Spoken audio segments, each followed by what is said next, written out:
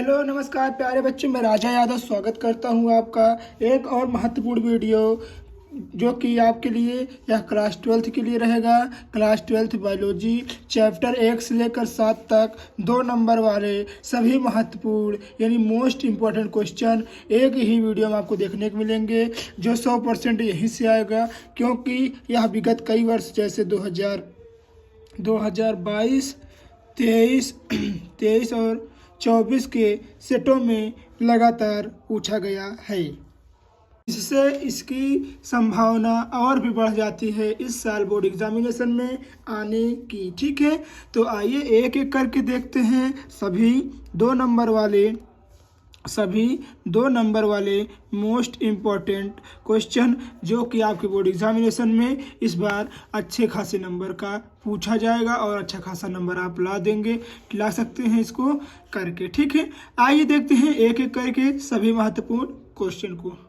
आइए देखते हैं प्यारे बच्चों, नंबर 1 क्वेश्चन क्या कह रहा है परागण किसे कहते हैं। यह क्वेश्चन बहुत बार पूछा गया है, परागण किसे कहते हैं, परागण कितने प्रकार के होते हैं। तो आइए एक एक करके देखते हैं। परागण यानी पॉलिनेशन, जब परागकण पराग कोश से निकलकर, अर्थात जब जो परागकण होता है वो पराग कोश से निकलकर मादा के वर्तिकाग्र भाग तक पहुंच जाते हैं, तो यानी जो परागकण होता है पुष्प के पराग कोश से निकलकर मादा पुष्प के वर्तिकाग्र भाग तक पहुंच जाता है, तो उसे ही क्या कहते हैं, परागण कहते हैं। यह मुख्यतः 2 प्रकार के होते हैं। आइए देखते हैं। नंबर 1 स्वपरागण क्या होता है, आइए देखते हैं। स्वपरागण यानी सेल्फ पॉलिनेशन। ठीक है, आइए देखते हैं सेल्फ पॉलिनेशन किसे कहते हैं। तो जब परागकण मादा भाग तक पहुंचने के लिए किसी माध्यम जैसे जल, वायु, कीट, मानव, ठीक है, अर्थात जब पराग, जैसे देखिए परागण हमने क्या कहा था, पराग कोश से निकलकर मादा के वर्तिकाग्र भाग पर पहुंचेगा।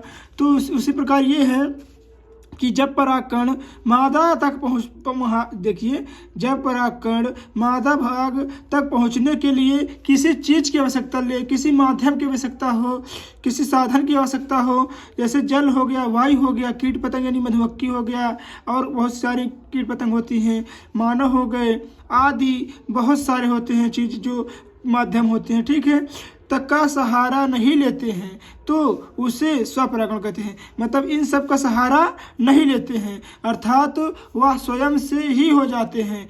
मतलब कि वो सेल्फ यानी कह सकते हैं कि अपने आप हो जाते हैं परागण, तो किसी चीज़ की आवश्यकता नहीं होती है, उसे कहते हैं स्वपरागण। आइए देखते हैं नंबर हमारा परपरागण क्या होते हैं। आइए देखते हैं दूसरा नंबर क्वेश्चन क्या कह रहा है पर परागण किसे कहते हैं, या जिसको हम एलोगोमी भी कहते हैं। ठीक है, कह रहा है जब परागकण वर्तिकाग्र भाग पर पहुंचने के लिए किसी माध्यम जैसे जल, कीट पतंग, मानव, वायु आदि की आवश्यकता होती है, कह सकते हैं कि इनमें से किसी एक का सहारा लेते हैं, तो उसे परपरागण कहते हैं। जैसे हो गया पपीता हो गया, आर्किड का पौधा हो गया, कपास हो गया, बरगद हो गया, पीपल हो गया, और चंपा का पौधा हो गया, और बहुत सारे पौधे होते हैं जो कि किसकी सहायता लेते हैं, जो कि हमारे कह सकते हैं कि जल की, कीट की, वायु पतंग की और वायु की और मानव की आवश्यकता लेते हैं। ठीक है, तो इसे कहते हैं परपरागण। आइए देखते हैं क्वेश्चन नंबर नेक्स्ट, जो कि बहुत महत्वपूर्ण है। यह क्वेश्चन बहुत बार हमारे पेपर में देखने को मिला है कि निषेचन किसे कहते हैं, यानी फर्टिलाइजेशन किसे कहते हैं। तो इसकी खोज स्टारबर्ग ने की थी, जब किसी जीव को अगुणित यानी जब किसी जीव के अगुणित नर अगुणित यानी मादा के केंद्रक जब आपस में मिल जाते, यानी कि जब नर के अगुणित और मादा के अगुणित जो होते हैं वो केंद्रक पर जाकर आपस में मिल जाते हैं, यानी संयुग्मित हो जाते हैं, तो उसे ही निषेचन कहते हैं। अर्थात जब नर के अगुणित और मादा के अगुणित आपस में संलयन कर लेते हैं, तो उसे कहते हैं निषेचन। ठीक है, उसे क्या कहते हैं प्यारे बच्चों, उसे कहते हैं निषेचन कहते हैं। आइए देखते हैं नेक्स्ट क्वेश्चन क्या है। आइए देखते हैं दूसरा क्वेश्चन जो बहुत महत्वपूर्ण नेक्स्ट क्वेश्चन नंबर शायद चौथा या पांचवा है। क्या कह रहा है, गुरु बीजाणु जनन या जिसको हम बीजांड भी कहते हैं क्या होते हैं। तो गुरु बीजाणु मात्र कोशिका में अर्धसूत्री विभाजन के फलस्वरूप गुरु बीजाणुओं के बनने की प्रक्रिया को गुरु बीजाणु जनन कहते हैं। अर्थात देखिए, जब गुरु बीजाणु होते हैं, गुरु बीजाणु मात्र कोशिकाओं के अर्धसूत्री विभाजन द्वारा, मतलब यह कोई कोशिका है उसमें जब अर्धसूत्री विभाजन हो जाएगा तो अर्धसूत्री विभाजन के फलस्वरूप गुरु बीजाणुओं के बनने की क्रिया को, अर्थात जब गुरु बीजाणु बनेंगे तो उनकी प्रक्रिया को ही क्या कहते हैं, उनकी प्रक्रिया को ही कहते हैं हम गुरु बीजाणु कहते हैं। ठीक है, जैसे पी महेश्वरी हो गया, भारतीय पादप भ्रूण विज्ञान के जनक कहा जाता है। तो पी महेश्वरी जी को भारतीय कह सकते हैं, भारतीय पादप के भ्रूण जो होता है, भ्रूण विज्ञान होता है उसके जनक कहे जाते हैं। कौन? पी महेश्वरी जी। आइए देखते हैं नेक्स्ट क्वेश्चन क्या है। आइए देखते हैं अनिषेक फलन किसे कहते हैं। अनिषेक फलन एक होता है अनिषेक फलन। आइए देखते हैं, इसी को पहले अनिषेक फलन देखते हैं। कह रहा है इस प्रक्रिया में बिना निषेचन किए हुए नए जीव को उत्पन्न कर सकते हैं। अर्थात इसमें तो या तो नर ही रहेगा या तो मादा ही रहेगी। अर्थात बिना किसी निषेचन किए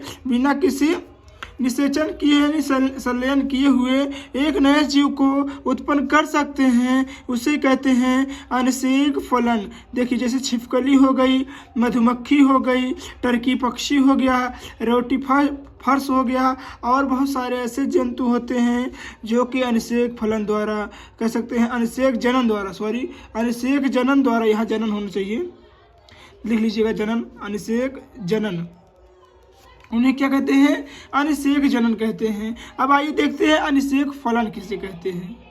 मैं सोचा अनिषेक जनन करवा दिया तो अनिषेक फलन ही करवा दें, क्यों ना बच्चों को 2 नंबर एक्स्ट्रा मिल जाए। मतलब कह सकते हैं कि अगर फंस जाए तो वह बच्चे हटे नहीं पीछे, इसको भी कर डालें। ठीक है, क्या कह रहा है अनिषेक फलन? ऐसे पुष्पीय पादप जो निषेचन के लिए फल का निर्माण करते हैं। ऐसे पुष्पीय पादप जो निषेचन के लिए फल का निर्माण करते हैं, लेकिन उस फल के अंदर बीज नहीं होते हैं। ऐसे पुष्पीय पादप जो निषेचन के लिए यानी किसी भी निषेचन के लिए फल का निर्माण करते हैं, लेकिन उनके अंदर फल के अंदर क्या नहीं रहता? तो बीज नहीं रहता, यानी जिसको गांव की भाषा में बिया कहते हैं वो नहीं रहता है, तो उन्हें अनिषेक फलन कहते हैं। जैसे केला हो गया, अनानास हो गया, अंगूर हो गया, और बहुत सारे ऐसे कह सकते हैं फल होते हैं जिनके अंदर बीज नहीं पाया जाता है। तो इन्हें क्या कहते हैं प्यारे बच्चों? इन्हें कहते हैं अनिषेक फलन कहते हैं। आइए देखते हैं नेक्स्ट क्वेश्चन क्या है। ये क्वेश्चन बहुत बार पूछा गया है, 2022 में भी पूछा गया था, 23 में भी पूछा गया, 24 में भी पूछा गया था। बहुभ्रूणता से आप क्या समझते हैं? बहुभ्रूणता क्या होता है? तो जब किसी बीजांड या बीज में एक से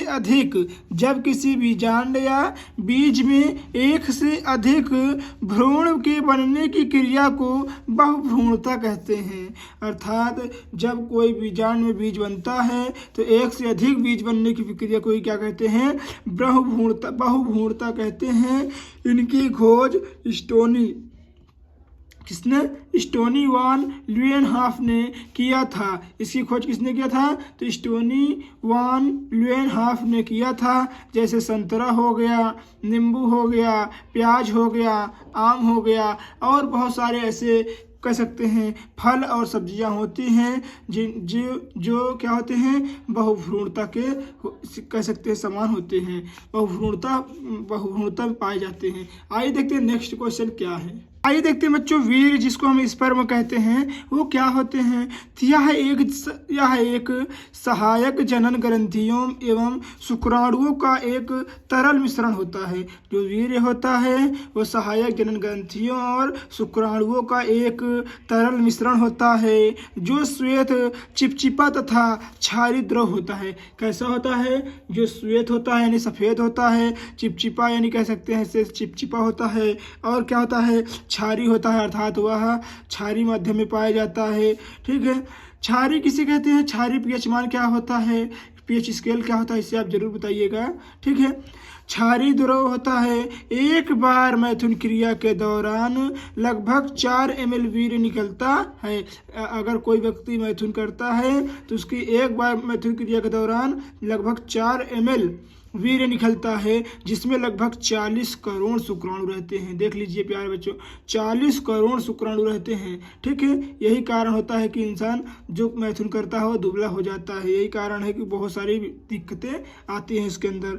तो 40 करोड़ शुक्राणु रहते हैं। ये शुक्राणु गति व पोषण प्रदान करते हैं। इन्हें ही क्या कहते हैं? इन्हें ही वीर्य कहते हैं। उम्मीद है प्यारे बच्चों आपको वीर्य समझ में आया होगा। आइए देखते हैं नेक्स्ट क्वेश्चन, जो कि बहुत महत्वपूर्ण है। क्वेश्चन काफी बार आया है, क्या गर्भाशय जिसको हम यूटेरस बोलते हैं, यूटेरस बोलते हैं, क्या कर रहा है?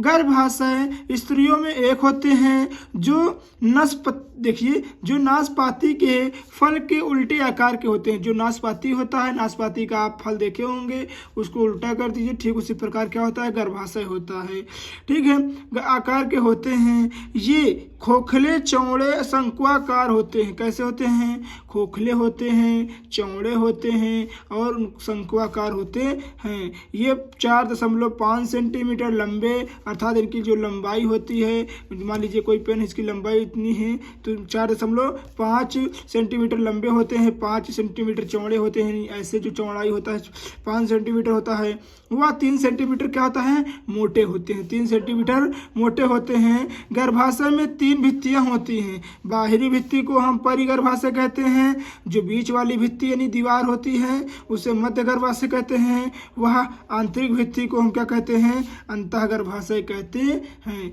यही होता है हमारा, कह सकते हैं, स्त्रियों में गर्भाशय। उम्मीद है प्यारे बच्चों गर्भाशय आपको समझ में आया होगा। यदि वीडियो अच्छी लग रही है तो प्लीज़ वीडियो को लाइक कर दीजिएगा। चैनल पर नहीं है तो सब्सक्राइब करना नहीं भूलिएगा। आइए देखते हैं नेक्स्ट क्वेश्चन, जो कि बहुत ही महत्वपूर्ण है। देखते हैं जनन स्वास्थ्य क्या होता है। कभी कभी 2 नंबर में जनन स्वास्थ्य भी पूछ लेता है। कह रहा है WHO के अनुसार, जो वर्ल्ड हेल्थ ऑर्गेनाइजेशन वाली, जो कह सकते हैं कि हमारा एक देश है, कहाँ पर मतलब हमारा यूरोपीय देश है, वहाँ पर WHO होता है, ठीक है, जो कि पूरे विश्व में स्वास्थ्य संबंधित कह सकते हैं रोगों के बारे में बताता है।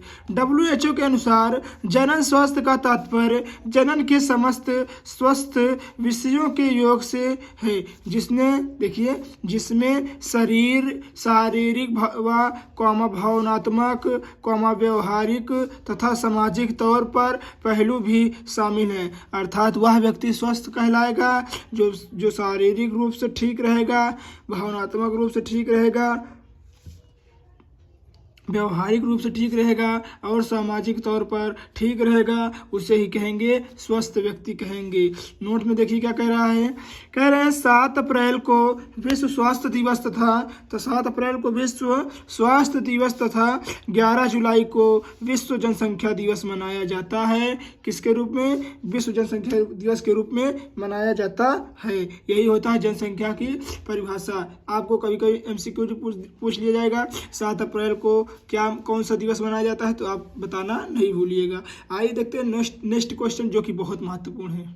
आइए देखते हैं यौन रोग क्या होता है। तो यौन रोग किसे कहते हैं? तो वे रोग जो संभोग के समय एक व्यक्ति से दूसरे व्यक्ति में संचरित होते हैं, अर्थात फैलते हैं, अर्थात कह सकते हैं जाते हैं या ट्रांसफर होते हैं, उन्हें ही यौन रोग कहते हैं। जैसे एड्स हो गया, सिफिलिस हो गया, सूजाक हो गया, देखिए क्लेमाइडिया हो गया, हर्पीज हो गया, ट्राइकोमोनियासिस हो गया, लैंगिक मत्स्य हो गया और हेपेटाइटिस हो गया। ये और बहुत सारे ऐसे रोग होते हैं जो यौन रोग कहलाते हैं। अर्थात कोई एक व्यक्ति से दूसरे व्यक्ति में, अर्थात एक औरत हो गई या तो आदमी हो गया, तो उसी दोनों संभोग के दौरान फैलता है, इसे ही कहते हैं यौन रोग। ठीक है, आइए देखते हैं दूसरा क्वेश्चन, जो कि बहुत अच्छा क्वेश्चन है। कि ये क्वेश्चन बहुत अच्छा क्वेश्चन है। क्या कह रहा है? बांध्यता या बांझपन। बहुत से औरतें बांझपन होते हैं जिनके बच्चे नहीं होते हैं। आइए देखते हैं क्या कारण है।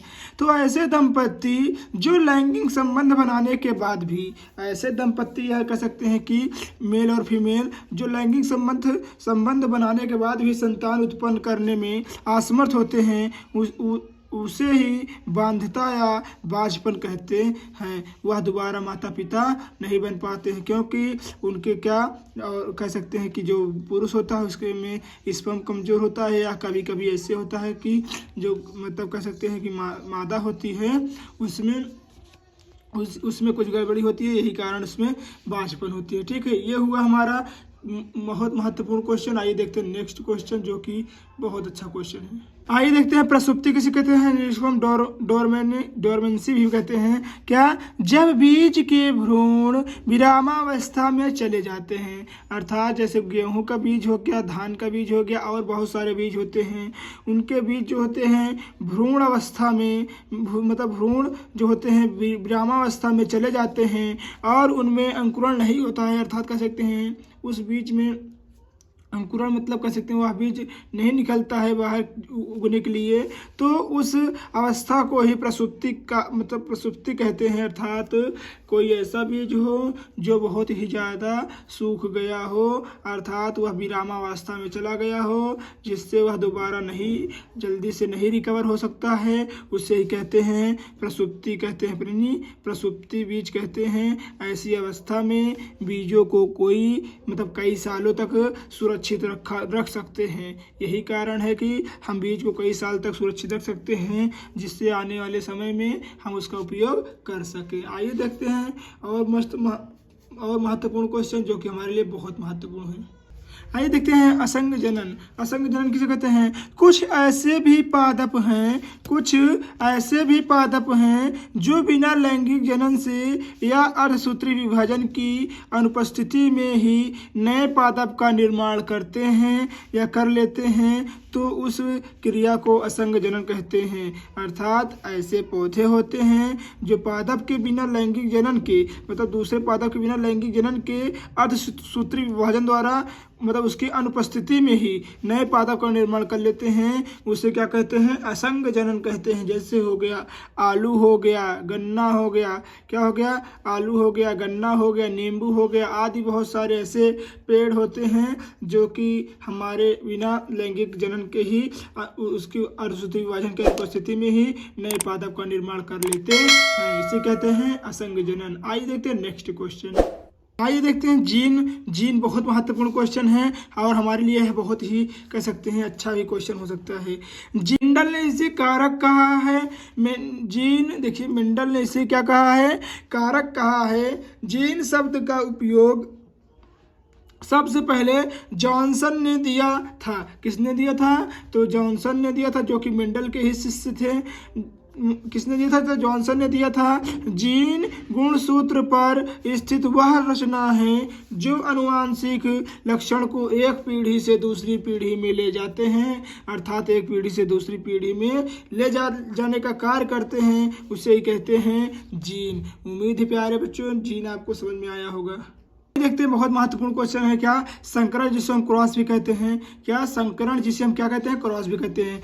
जब किसी दो जीवों के मध्य उनके युग्मजों का संलयन होता है, तो जब किसी दो जीवों के मध्य उनके युग्मजों का संलयन होता है यानी मिलान होता है, तो उससे संकरण करते हैं, अर्थात उसे संकरण कहते हैं। ये एक संकरण, द्विसंकरण और बहुसंकरण भी होते हैं। जब कोई एक दो जीव मिलकर उनके युग्म में क्या होगा? संलयन होगा, तो संलयन के पश्चात उसे ही क्या कहेंगे? हम संकरण कहेंगे। संकरण को ही क्या कहते हैं? ये संकरण 3 प्रकार के होते हैं मुख्यतः, एक संकरण, द्विसंकरण और बहुसंकरण भी होते हैं। आइए देखते हैं नेक्स्ट क्वेश्चन, जो कि बहुत महत्वपूर्ण है। आइए देखते हैं प्यारे बच्चों त्रिसंकरण किसे कहते हैं? जब दो से अधिक विपरीत लक्षणों को लेकर आपस में क्रॉस कराते हैं, तो जब मान लीजिए कोई 2 लक्षण हैं या कोई विपरीत लक्षण हैं, तो इनको लेकर हम आपस में क्रॉस कराते हैं, तो क्या होता है? तो लेकर आपस में क्रॉस कराते हैं तो उसे बहुसंकरण या त्रिसंकरण कहते हैं। जैसे मटर के लंबे व गोल पीले से बौने झुर्रीदार हरा के मध्य, यानी जो मटर के लंबे पौधे होते हैं, गोल पौधे होते हैं, पीले होते हैं और बौना व झुर्रीदार के मध्य झुर्रीदार हरा के मध्य संकरण कराने पर बहुसंकरण कहते हैं। अर्थात इसमें बहुत सारे पौधे हो गए, गोल, पीला, झुर्रीदार, हरा हो गए, तो इसमें चारों हो गए पौधे, तो इनके बीच जब संकरण कराएंगे तो क्या कहलाएंगे? बहुसंकरण कहलाएंगे। आइए देखते हैं नेक्स्ट क्वेश्चन। से कई साल के सेटों में पूछा गया है, क्या गुणसूत्र, गुणसूत्र किसे कहते हैं, यानी क्रोमोसोम किसे कहते हैं? तो सभी जीव की कोशिका के केंद्रक में घनेनुमा संरचना होती है, यानी धागेनुमा संरचना होती है। सभी जीव की कोशिका के केंद्रक में धागेनुमा संरचना होती है, जिससे हम क्या कहते हैं? गुणसूत्र कहते हैं। आइए देखते हैं गुणसूत्र को अच्छे से पढ़ते हैं। गुणसूत्र की खोज स्टारबर्ग ने किया था। स्टारबर्ग ने किया था। ये अधिकतर दंडाकार, सर्पिलाकार या तंतुनुमा होते हैं। इनकी लंबाई 0.5 माइक्रोओम से लेकर 30 माइक्रोमीटर तक होती 0.5 माइक्रोमीटर से लेकर 30 माइक्रोमीटर तक होती है। तो वह कह सकते हैं कि इसको म्यू भी बोलते हैं, ठीक है। वह चौड़ाई कितना होती है? 0.2 से लेकर 0.2 माइक्रोमीटर तक होती है, ठीक है। इसे ही क्या कहते हैं प्यारे बच्चों? इसे ही कहते हैं गुणसूत्र। आइए देखते हैं नेक्स्ट क्वेश्चन क्या है। गुणसूत्र, जो कि बहुत ही इंपॉर्टेंट क्वेश्चन है, क्या कह रहा है? जिन गुणसूत्रों से लिंग का निर्धारण होता है, अर्थात जिन गुणसूत्रों से हमें लिंग का निर्धारण पता चलता है कि नर है या मादा है, उसे लिंग गुणसूत्र कहते हैं। ये नर और मादा में लगभग देखिए, नर और मादा में अलग अलग होते हैं। नर में XY होता है और मादा में क्या होता है? XX होता है। इसे क्या कहते हैं प्यारे बच्चों? इसे कहते हैं लिंग गुणसूत्र कहते हैं। ये हुआ हमारा बहुत ही महत्वपूर्ण क्वेश्चन। आइए देखते हैं नेक्स्ट क्वेश्चन। देखते हैं एक और महत्वपूर्ण क्वेश्चन, उत्परिवर्तन बिंदु किसे कहते हैं? तो डीएनए के जीवों के स्थान पर जो अदला बदली होती है, अर्थात कोई जो डीएनए होता है उसके डीएनए के स्थान पर जो अदला बदली होती है उसे क्या कहते हैं? उत्परिवर्तन बिंदु। उम्मीद है आपको समझ में आया होगा। ये देखते हैं नेक्स्ट क्वेश्चन, उत्परिवर्तन जन। जिन कारणों के द्वारा उत्परिवर्तन होता है उसे उत्परिवर्तन जन कहते हैं।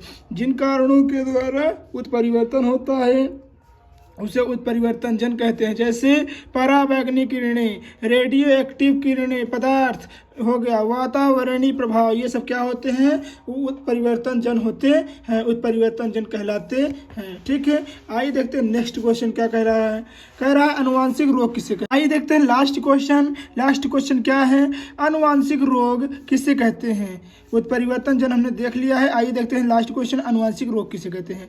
तो ऐसे रोग जो माता पिता से उनके संतानों में एक पीढ़ी से दूसरी पीढ़ी में स्थानांतरित होते हैं, अर्थात जाते हैं, उसे ही अनुवांशिक रोग कहते हैं। जैसे अगर माता पिता को हीमोफीलिया है तो उनके बच्चों को भी हीमोफीलिया हो सकती है।